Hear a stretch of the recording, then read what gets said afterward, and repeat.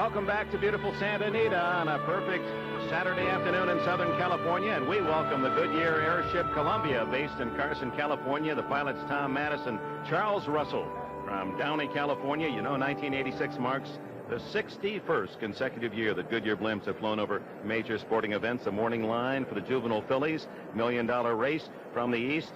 Number 2, Tapiano, second on the morning line. And four-time winner and 7 starts, Sacahuista, the number 8 at 9.5, the morning line favorite. And we have a scratch. Coakley, 12A, has been scratched. Let's go to Sharon Smith for that story. Well, Dick, what happened? The steer, they make their way to the track, and this, the 86 Juvenile Fillies. And number 1 is Silk's Lady, who was second to Sacahuista in the oak leaf last out. The only roan filly in the field, and Martin Pedrosa gets the call to ride. Now, number 2, just behind in the post parade, is Tapiano.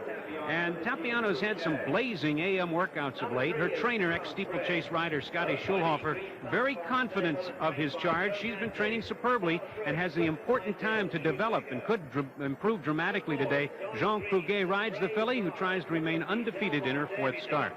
Number 3, Sorrow Sprig, had lots of trouble in the oak leaf last out. She broke slowly the time before that. So the best way to find out how good she is to run her against the best, which is what they're doing today. And Bill Shoemaker, who was flying at the finish of the first race, rides Sorrow Sprig. Number 4, Brave Raj. And Brave Raj has won her last 4 outs, all stakes. She's very consistent. Looks like she wants to be close to the lead. Pat Valenzuela is her partner. Number 5 is Fantasy Cat. Fantasy Cat came from off the pace to break her maiden in her last start, which she was 3rd. And Angel Cordero Jr. will be aboard for the first time this campaign. Number 6, Zero Minus, a stakes winner last out at Keeneland in the Alcibiades, has late speed, but it could be too little too late. Sandy Hawley, who had such a fantastic meet at Keeneland this fall, takes the mount. Number 7, Ruling Angel. Fascinating to me because you just don't know how good she really is. She's won so easily 6 of 7 lifetime without being pressured. If she wins today, she could be named Canada's Horse of the Year. Her only losing effort was at Arlington Park, where she was off slowly. Dave Penna, her regular rider from Canada, has journeyed to Santa Anita for the mount. Sacahuista, named after a clump of grass in Texas, was brilliant, winning the oak leaf last out. She'll be close to the lead or on it. Lafitte Pinkai Jr. tries to win both ends of the daily double. Number 9, Polonia, was bred by Peter Brandt, the owner of Gulch. This is a regular type runner who's near the best fillies in Europe, but she's never won farther than 6 furlongs, and Pat Ettery will do the booting. Number 10, Taxpayer Folly, was the terror of Louisiana Downs this summer, and at 13-1 had loads of trouble in the oak leaf, but this would be a major upset if she scores. Eddie Delahousie rides the versatile filly. Number 11, Prankstress, has won all 4 of her starts in the Midwest, but has not met this level of competition. Gary Stevens, the riding assignment. And Anything for Love, another from the Lucas barn. Wayne, terrific with young fillies, but this runner has had trouble staying and seems to be best sprinting. Pat Day rides the offspring of Seattle Slew out of an exclusive native mare. Number 12A, Coakley, the late scratch, an exciting, well-matched contest at 1 1/16 for 2-year-old fillies. Dick? You'll see. Only nerds eat Kellogg's cornflakes. Tony Danza eats them. He does! Elton John, Kenny Loggins, Rob eat cornflakes. It may surprise you who eats cornflakes, but not why. Great taste and solid nutrition. Make them a real breakfast hit. Oh, wow. David Loomis eats them, too. Who's he? That hunk in my biology class. How about this Kellogg's cornflakes now? I'm Earl Shive. I'll paint any car for just $99.95. This week only, Earl Shive will give you $20 metalwork absolutely free with your paint job. Earl Shive does complete body and fender repair. Come in for a free estimate. Insurance work is welcome. That's $20 free metalwork this week only at Earl Shive's. Right. I'll paint any car for just $99.95. A trackside moment from First Jersey Securities. The Thoroughbred Auction is the focal point of commercial breeding. It's big business, exciting, and adventure. In moments, players make huge financial judgments on a horse's future performance on the track. The July Keeneland sales in Kentucky. The August Saratoga sales. Here, untested yearlings fetch millions as buyers vie for tomorrow's champions.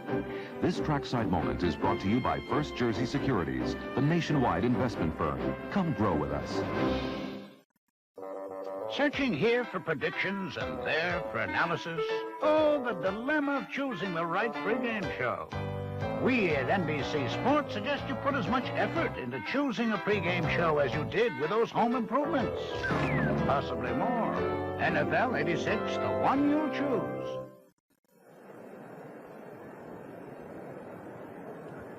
Fans still filing in at Santa Anita. Capote has won the $1 million Juvenile, the first of our 7 races here at the Oak Tree meeting. Our second race features the top 2-year-old fillies. Again, starting in front of the main stands. The Breeders' Cup Juvenile fillies. They all carry 119 pounds. Brave Raj, owned by Dolly Green. Brave Raj took the Del Mar debutante by a comfortable 3.5 lengths going a mile. But then she went back to her home state of Florida, won at 1 1/16 today's distance. Talented Tapiano, a Florida bred, has won 3 out of 3 this year.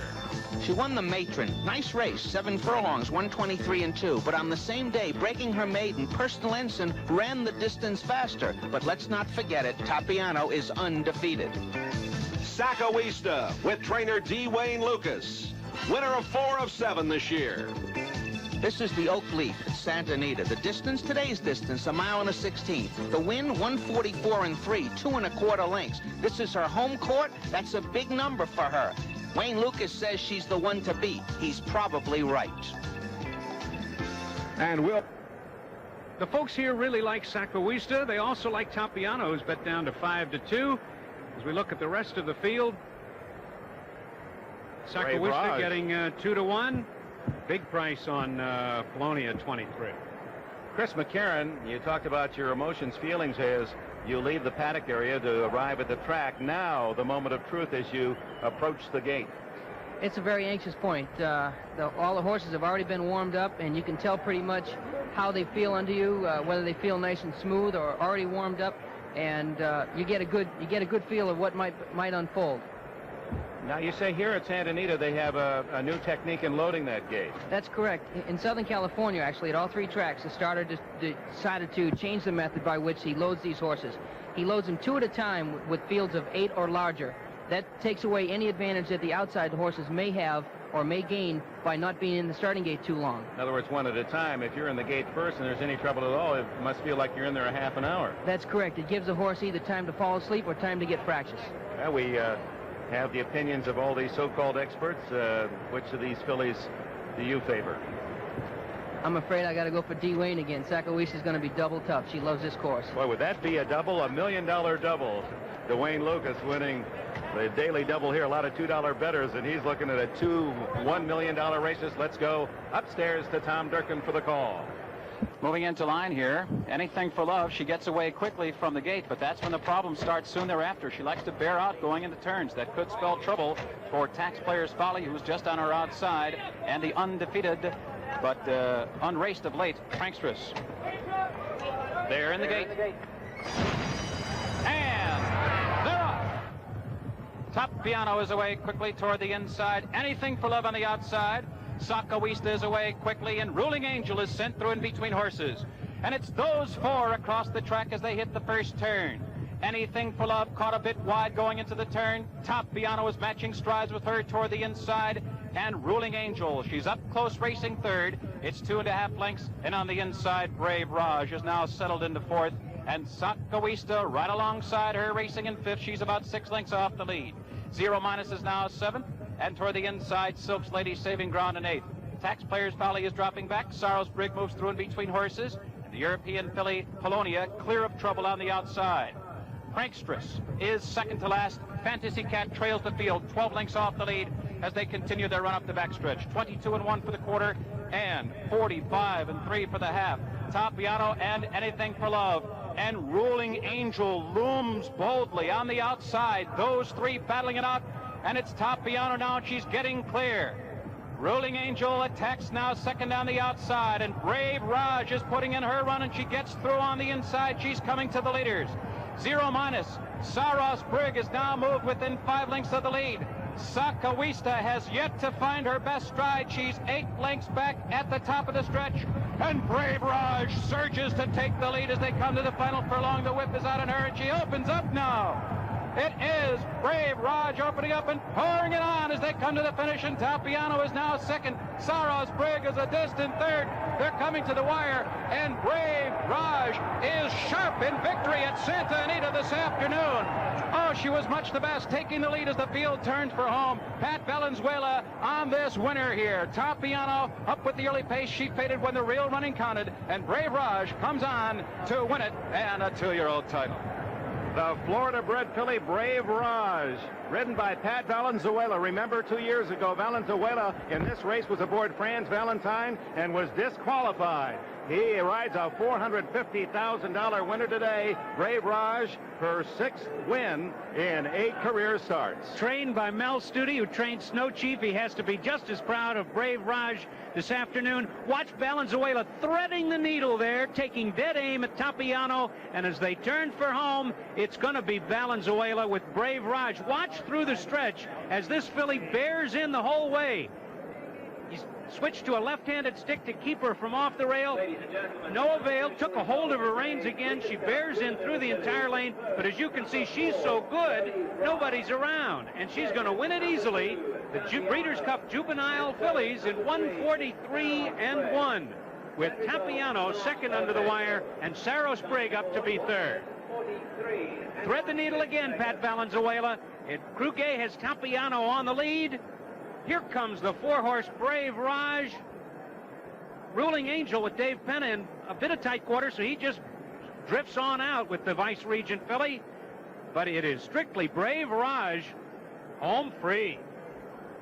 Unofficially, Brave Raj off at 4-1 with Tapiano, one of the favorites, second, and a long shot. Saros Brigg is third. Dolly Green purchased Brave Raj for $300,000 privately in May. She's just won $450,000. We'll be back after these words from your local station.